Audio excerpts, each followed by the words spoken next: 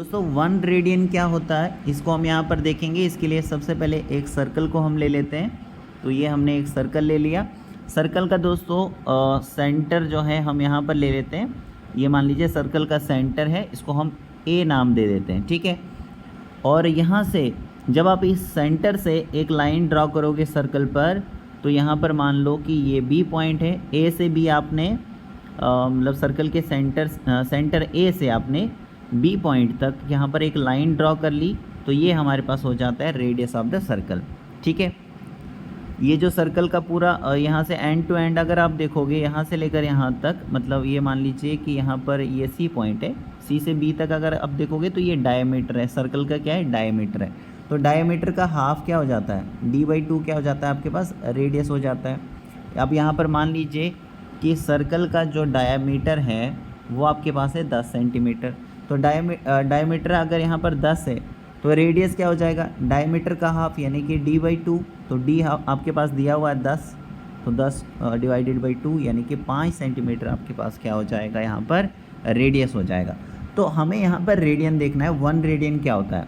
तो 1 रेडियन क्या होता है दोस्तों? यहाँ पर ये हम फिर से ले लेते हैं। ये सर्कल का सेंटर है, इसको हम ए नाम दे देते हैं। और यहाँ से जब हमने लाइन ड्रॉ कर ली, एक ए से लेकर बी तक हमने एक लाइन ड्रॉ कर ली सर्कल पर, ये हमारे पास रेडियस आर हो गया। और इसी रेडियस आर के बराबर जब हम इस सर्कल पर एक आर्क को ड्रॉ करेंगे, ये मान लीजिए यहाँ पर सी पॉइंट है, तो हमने क्या किया? रेडियस आर के बराबर इस सर्कल पर एक आर्क को हमने ड्रॉ कर दिया यहाँ पर बी टू सी, ठीक है। अब जब सी से ए यहाँ पर हम इसको ज्वाइन करेंगे, तो ये जो बीच में यहाँ पर एंगल बनता है दोस्तों, ये हमारे पास होता है 1 रेडियन के बराबर। क्या होता है? 1 रेडियन होता है। इसी को हम 1 रेडियन कहते हैं। अब अगर हमने देखना है कि 1 रेडियन डिग्री में कितना होगा, तो इसको हम कैसे निकाल सकते हैं? तो इसको निकालने के लिए दोस्तों यहाँ पर ये जो सर्कल है ना, जब आप इस 1 रेवोल्यूशन मतलब कितना होता है, एक सर्कल का जब चक्कर लगाओगे तो ये हमें कितना मिलता है? 360 डिग्री के बराबर होता है। 360 डिग्री। और सर्कमफ्रेंस ऑफ द सर्कल कितना होता है? जो सर्कल का सर्कमफ्रेंस होता है वो होता है दोस्तों 2πr के बराबर। अब यहाँ पर देखिए दोस्तों, ये 2 भी फिक्स है, पाई की वैल्यू भी फिक्स होती है ऑलरेडी।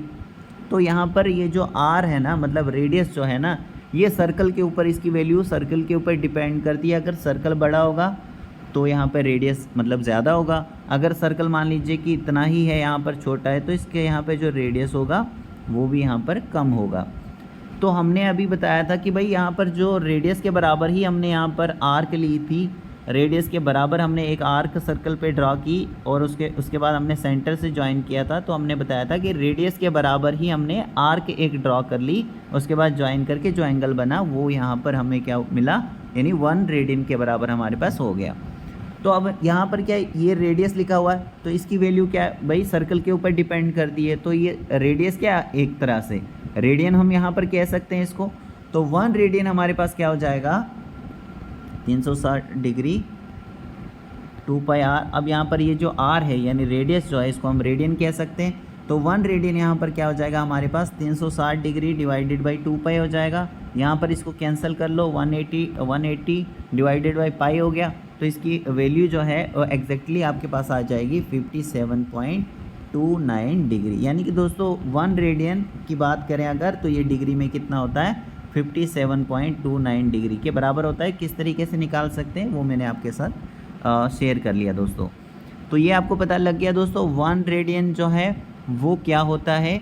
जब एक आर्क आप ड्रॉ करोगे सर्कल पर जो कि रेडियस के बराबर ही होगी, उसके बाद जब आप ज्वाइन करोगे सेंटर पॉइंट से, तो वो जो एंगल बनता है वो 1 रेडियन के बराबर होता है। और 1 रेडियन जो है वो डिग्री में कितना होता है? 57.29 डिग्री के बराबर होता है। Okay, so thank you very much.